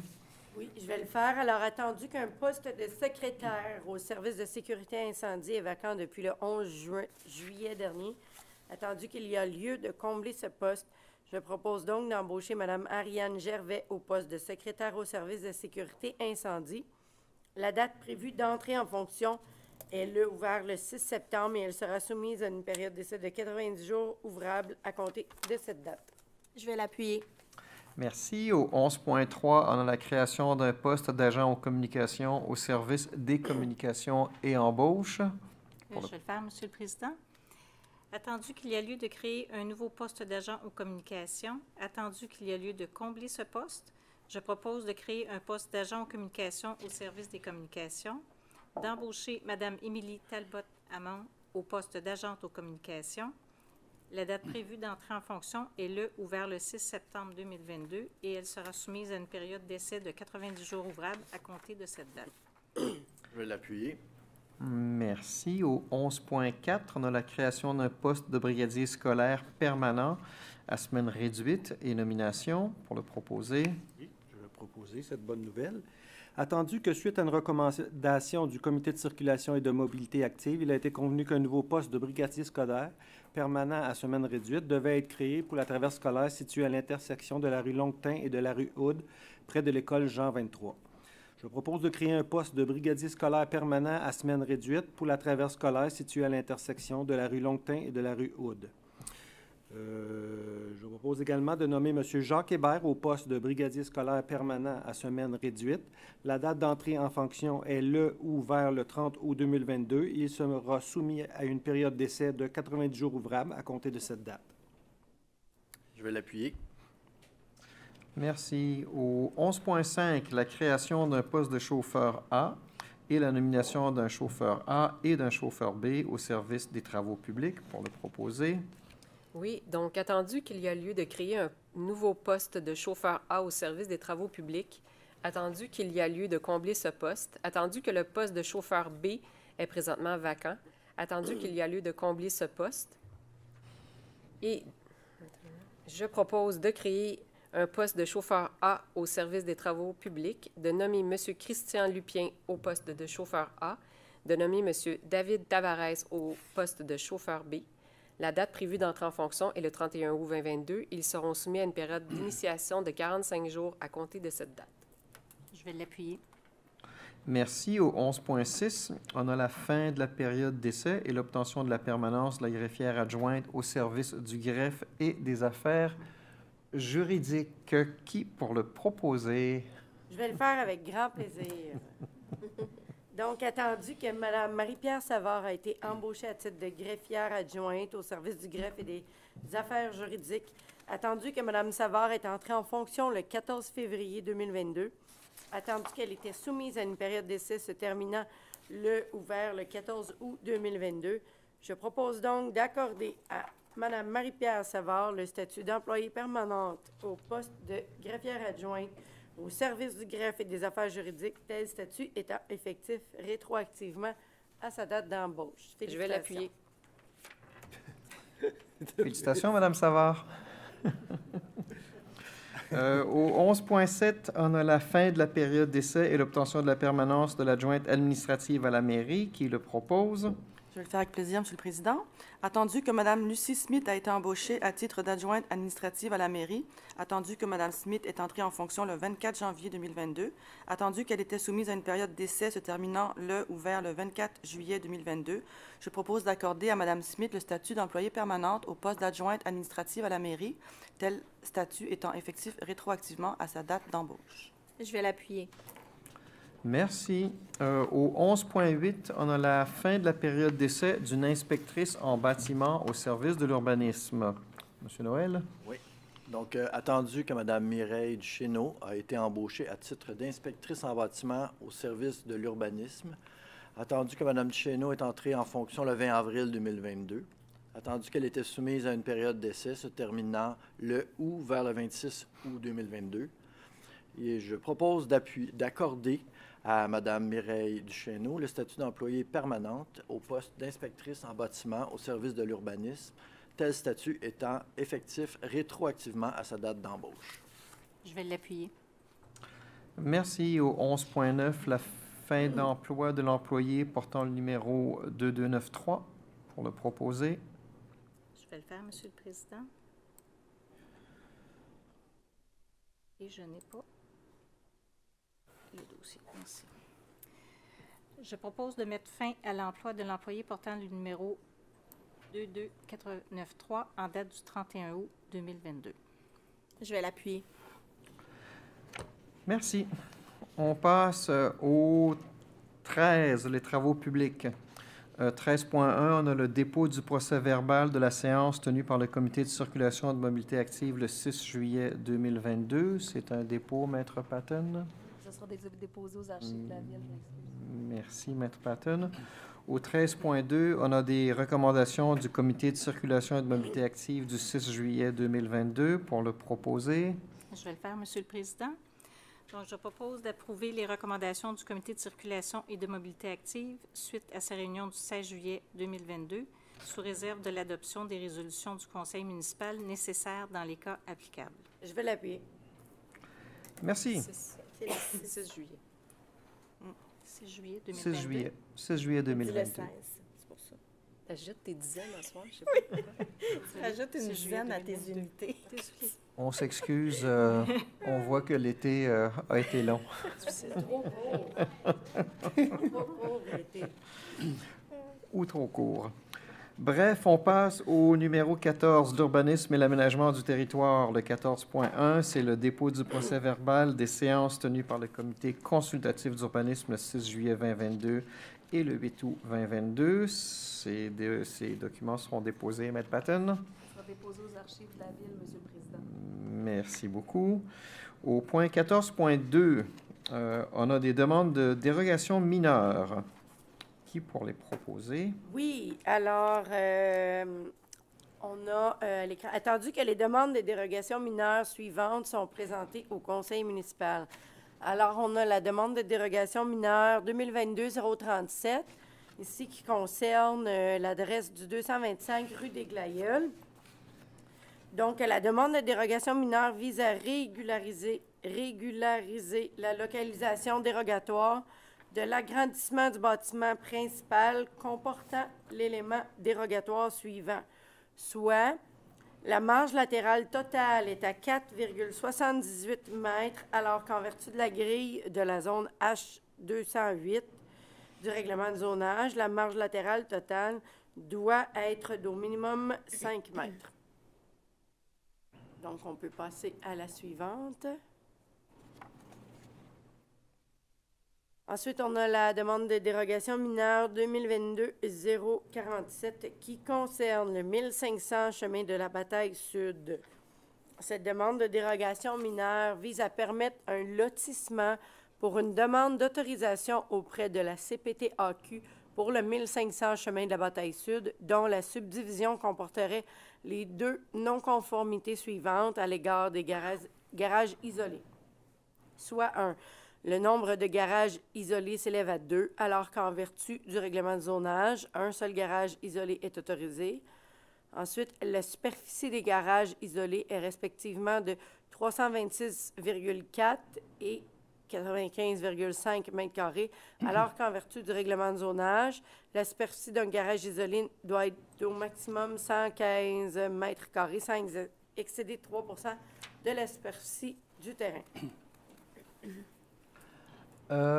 Est-ce qu'il y a des personnes dans la salle qui ont des commentaires, des questions par rapport à ces dérogations mineures? Alors, attendu les recommandations faites par le comité consultatif d'urbanisme le 6 juillet 2022, je propose donc d'accorder les dérogations mineures ci-dessus mentionnées, les attendues faisant partie intégrante de la présente résolution, et ce, conditionnellement au respect de la réglementation municipale en vigueur et aux conditions énumérées aux recommandations du comité consultatif d'urbanisme, le cas échéant. Je peux l'appuyer. Merci. Au 14.3, les PIA, on a une demande de PIA pour le comité consultatif d'urbanisme pour les séances du 6 juillet 2022 et du 8 août 2022 pour le proposer. Je vais le faire, Monsieur le Président. Donc, attendu que les demandes suivantes répondent aux objectifs et aux critères établis au règlement relatif au plan d'implantation et d'intégration architecturale numéro 1251. Donc, on en a plusieurs. Donc, le 2022-017, qui est au 360-362 rue Saint-Ignace, le projet de rénovation extérieure et en cour arrière. Ensuite, le projet 2022-039 au 370 rue Saint-Ignace. C'est le projet d'ajout d'un climatiseur en cour latérale. Le 2022-045, qui est pour le 975 boulevard Tachereau, c'est le IGA et Rachel Berry. C'est un projet d'affichage commercial. Le projet 2022-040, qui est au 90 boulevard Tachereau, qui est aussi un projet d'affichage commercial. Le 2022-042, qui est au 601-603 boulevard Tachereau, la Banque de Montréal, BMO. C'est un projet de rénovation extérieure du bâtiment. Le 2022-046, qui est au 915 boulevard Tachereau, maison D et D. C'est un projet d'affichage commercial. Au 2022-044, qui est 15 rue Beau-Soleil, c'est un projet de remplacement d'une galerie et installation d'une clôture. Donc, on a plusieurs clôtures qui s'en viennent. La prochaine, c'est le 2022-051, qui est le 465 rue Saint-Laurent. C'est un projet de remplacement d'une galerie. Le 2022-049, qui est au 405 rue Beau-Soleil, c'est le projet d'installation d'une clôture et d'aménagement d'une haie de cèdre. Le 2022-041, qui est au 161 rue du Boulevard, qui est un projet de rénovation extérieure. 2022-048, au 800 boulevard des Prés-Verts, c'est un projet d'aménagement d'une partie du stationnement. 2022-050, qui est au 320 rue Beau-Soleil, qui est un projet d'installation d'une clôture. Et le 2022-032, qui est au 215 rue Saint-Paul, qui est un projet de construction d'une véranda. Attendu que les recommandations du comité consultatif d'urbanisme à son procès-verbal de chacune des séances du 6 juillet 2022 et du 8 août 2022, je propose d'approuver les demandes subventionnées, et ce, conditionnellement au respect de la réglementation municipale en vigueur et des conditions énumérées aux recommandations du comité consultatif d'urbanisme, le cas échéant. Oui, je vais l'appuyer. Au point 14.4, une confiscation de la garantie financière fournie par Construction Dulor Inc. dans le cadre de la construction des immeubles multifamiliaux situés au 1035 et au 1045 du boulevard de Palerme, qu'il propose. Je vais le faire, Monsieur le Président. Attendu que le règlement numéro 1491-M décrétant l'imposition de divers tarifs relatifs aux biens et services offerts par la Ville exige de fournir des dépôts en garantie.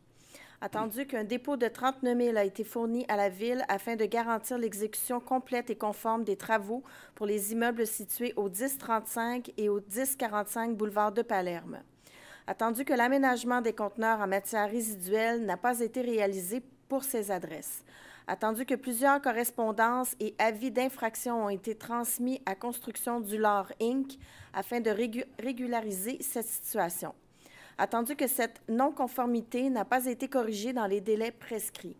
Attendu la demande des syndicats de copropriété du 1035 et du 1045 boulevard de Palerme d'utiliser le dépôt de garantie détenu par la Ville afin de faire effectuer les travaux par des entrepreneurs autres que le constructeur initial. Je propose que soit confisqué le dépôt de garantie de 39 000 fourni en lien avec les permis numéro 2016-0760 et 2017-0053 pour la construction des immeubles situés au 1035 et au 1045 boulevard de Palerme. Que cette somme soit affectée à l'aménagement des conteneurs à matière résiduelle qui seront installés en cour arrière des dits immeubles. Je vais l'appuyer. Merci. 14.5, l'exemption de la souscription au Fonds d'assurance responsabilité professionnelle de l'Ordre des urbanistes du Québec. Monsieur Noël. Oui. Donc, attendu la résolution 2022-07-234 autorisant l'embauche de Mme Jessica Brosseau au poste de directrice du service d'urbanisme. Attendu qu'à la Ville de la Prairie aura cet urbaniste à son service exclusif, je propose de déclarer aux fins du règlement sur l'assurance de la responsabilité professionnelle des urbanistes que la Ville de la Prairie se porte garante, prend fait et cause et répond financièrement des conséquences de toute erreur ou soumission de Mme Jessica Brosseau dans l'exercice de ses fonctions. Je vais l'appuyer. Merci à vous deux. Et finalement, le 14.6, une demande d'Hydro-Québec à la CPTAQ, c'est la Commission de protection du territoire agricole, pour la ligne d'interconnexion Hertel-New York. Madame Fontaine. C'est sûr, j'ai perdu un pari.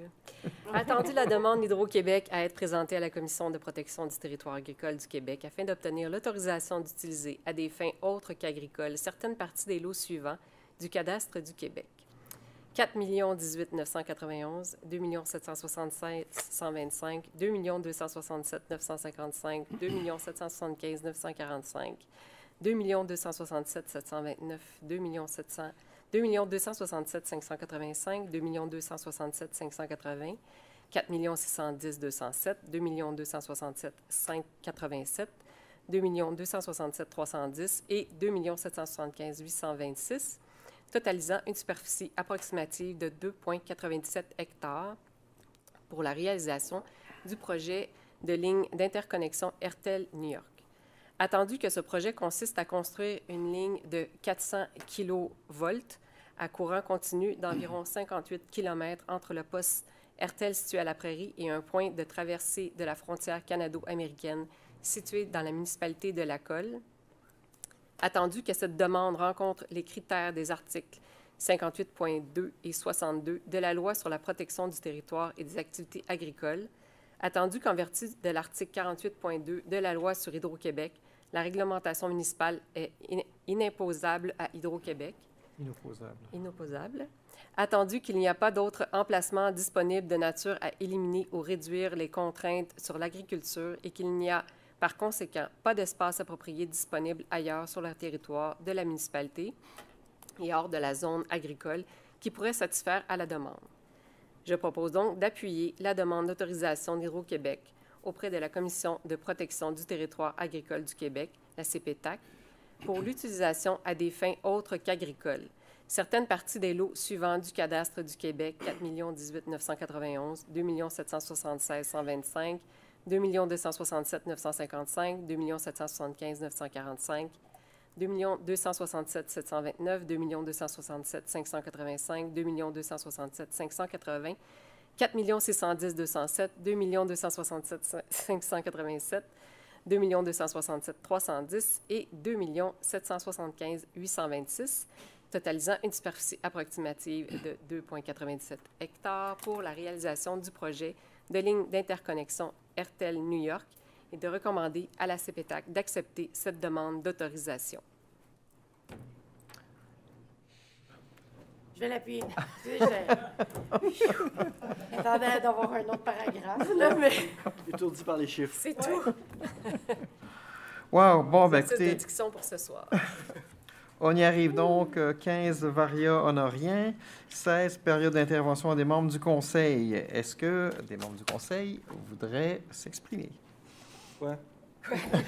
C'est toi. Oui, vous l'attendiez tous, elle est arrivée, la programmation du Théâtre du Vieux-la-Prairie.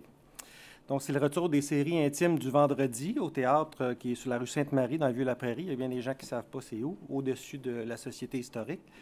Donc, les séries intimes du vendredi, 6 spectacles, une fois par mois, du 23 septembre au 24 mars.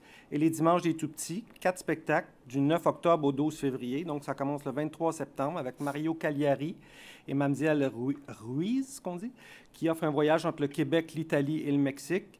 Le 21 octobre, Renée Rey, une auteure-compositrice-interprète pop-folk. Le 25 novembre, on vous présente Toi, Béco et moi. Les fins stratèges auront deviné qu'il s'agit d'un hommage à Gilbert Bécaud, avec Denise Biron et Alain Lecomte. Donc, le 27 janvier, Léa Jarry, Country Folk, 2 nominations à la disque de 2021. Le 24 février, Da Vinci Invention, musique inspirée de la Renaissance italienne. Et pour terminer, le 24 mars, c'est Léonie Gray qui clôturera cette édition avec une musique pop-jazz qui rappelle l'esprit des clubs jazz de New York. On n'oublie pas les tout-petits, avec les dimanches des tout-petits. 4 spectacles du 9 octobre au 12 février. Le 20 novembre, c'est Pomelo. Pomelo, c'est un minuscule éléphant rose né sous un pissenlit. Cute, hein? Donc, il y a deux représentations pour Pomelo. Donc, le 15 janvier, La Voix de la jungle avec Franck Sylvestre. Le 12 février, Le printemps d'Adam. Vous pouvez acheter des billets à spectacle avec un S, laprairie.tuxedobillet.com. Vous pouvez aller voir sur le site de La Prairie aussi, là, tout est indiqué là. Et puis, c'est le temps d'en profiter parce que vous pouvez acheter, les billets ne sont pas chers, plus vous en achetez. Donc, 3 spectacles, c'est pour 40 $, tout dépendant des spectacles des tout-petits. Là. Donc, c'est vraiment pas cher. Profitez-en tout de suite pendant qu'il y en a encore. Merci. Merci, M. Dion. Quelqu'un d'autre? Oui, moi. En fait, vous pouvez retrouver toutes les informations dans le guide sorti oui, que vous avez bien sûrement sûr. eu. En fait, on veut vous inviter à la Fête de l'Abondance le 10 septembre de 14h à 21h au Parc Lucien-Froussel. Encore une fois, c'est des activités pour toute la famille. Épluchette de blé d'Inde. J'ai hâte de voir Yoga Chèvre. Spectacle. Feu d'artifice. Je pardonne. Mais le clou de la soirée, c'est vraiment le spectacle du groupe Quartz qu'on attend depuis 2 ans.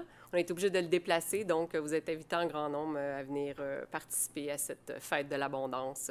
Encore une fois, le 10 septembre, de 14h à 21h au Parc Lucie F. Roussel. Merci, Mme Fontaine. Oui, moi, je voulais vous parler des ventes débarras, communément appelées les ventes de garage. À la Prairie, on a la possibilité d'en faire 2 par année sans permis. La deuxième s'en vient quand même assez rapidement. C'est du 3 au 5 septembre. Vous avez la possibilité de faire une vente de garage sans permis, beau temps, mauvais temps. Donc, allons-y. On se débarrasse des vieux systèmes ou on en restocke d'autres. C'est tout. Excellent. Et finalement, la deuxième période de questions. Y a-t-il des volontaires pour venir au micro? Je fais ça très rapidement. Sous le joug de l'émotion, j'ai oublié de mentionner 2 petites choses que je voulais mentionner tantôt. Merci, M. Grégoire. Vos exercices de diction, je vais faire ça rapidement. Tout d'abord, je voulais remercier, là je sais qu'il doit plus avoir beaucoup de gens qui nous regardent à la maison, je ne sais pas s'il y a beaucoup de gens qui regardent, mais bon, je voulais remercier la Vigile verte parce qu'ils contribuent beaucoup avec leur professionnalisme, leur bagage de connaissances hallucinant à nos collègues de déchets. Sans eux, là, on n'aurait pas tout ce bagage d'informations-là qui nous transmettent. Je les remercie. Quel bel organisme pour la région, premièrement. Et deuxième chose, je vous invite... les quelques-uns à la maison et ceux qui sont ici ce soir, le samedi 24 septembre, dès 9h30, on organise notre deuxième collecte de déchets, donc de nettoyage. On a ciblé plus d'endroits, évidemment, encore plus. On est en contact avec la Vigile, oui, mais aussi Monsieur Girard, directeur, je ne vais pas me tromper de titre. Là. Le conseiller en transition énergétique, excellent. Donc, on lui donne les informations à lui aussi. Mais vous êtes invité dès 9h30. On se rejoint toujours aux Jean Coutu. Puis après ça, on part. Cette fois-ci, ça va être dans différentes directions pour contribuer à la beauté et à la santé de notre ville. Donc voilà, merci. Merci. Bravo pour cette initiative, M. Grégoire. D'autres volontaires pour venir au micro? Ça fait 4 fois qu'elle me dit qu'il est temps de se bouger. Donc, il est temps que je me lève. D'abord, bonsoir, M. le maire. Bonsoir, M. Mesdames les conseillères et messieurs les conseillers. Je viens spécialement vous remercier concernant le 1 500 $ que vous avez octroyé à la Ligue de pétanque pour fêter le 30e anniversaire. C'est très apprécié et on a déjà eu la fête. Patrick était présent ainsi que Karine. Une partie de la journée. On a beaucoup apprécié et ça a été une belle façon, effectivement, d'appuyer les aînés. Donc, merci beaucoup. Je vais aussi vous lancer un défi. Il reste encore 3 semaines pour jouer à la pétanque. Il y a des mardis, il y a des jeudis. Donc, organisez-vous ensemble. Patrick est déjà membre. Donc, si ça vous tente, un mardi et un jeudi, de venir jouer à la pétanque, on va vous fournir les boules. Pas de problème. On va vous fournir le terrain. C'est bien gentil, M. Bionès. Dernière chose, sur un autre sujet, une chose qui m'a surprise tantôt concernant les octrois de contrats. À 5.1, 5.2, on a mentionné des montants, et 5.3, 5.4, on n'a pas eu de montant précisé. Est-ce qu'il y a une raison? Parce qu'en temps normal, je pense qu'on spécifie les montants. C'est-tu parce qu'il y a eu un renouvellement que les montants n'ont pas été précisés? Donnez-moi une petite seconde. L'éco-centre. Oui. Est-ce qu'on a des montants dans l'éco-centre? Si je peux intervenir, j'ai mes notes. Oui, allez-y, Madame Major. C'est une année de prolongation aux mêmes conditions que 2022. Puis c'est 199 461 $. Je m'excuse. 199 460 200 000 $ pour une année. OK. Comme ça doit être la même chose. De toute façon, c'est juste à titre d'information. Là. Je ne viendrai pas contester cette chose-là, mais ça m'avait surpris que les montants n'étaient pas... Habituellement, quand c'est des renouvellements, on est... mais vous ne les mentionnez pas? Ouais. OK, c'est bon. Mais l'année passée, je n'y étais pas, fait que je ne les ai pas entendus. D'abord. Merci encore et je renouvelle encore l'invitation. Donc, le terrain est pour vous. J'attends juste un courriel de votre part, comme quoi que je vais vous recevoir. Merci encore. Merci. Merci, M. Bigonès. Vous me direz quand vous y allez, je vais vous montrer comment jouer. On va te mettre sur l'organisation de ça, Patrick. Ouais, du conseil de pétanque. Ben alors, sur ce, je vais laisser Mme Fontaine proposer la levée de la séance. Donc, à 21h08, je propose que la séance soit élevée. Et je vais l'appuyer. Merci tout le monde. Bonne fin de journée à vous et je vous dis à la prochaine. Merci.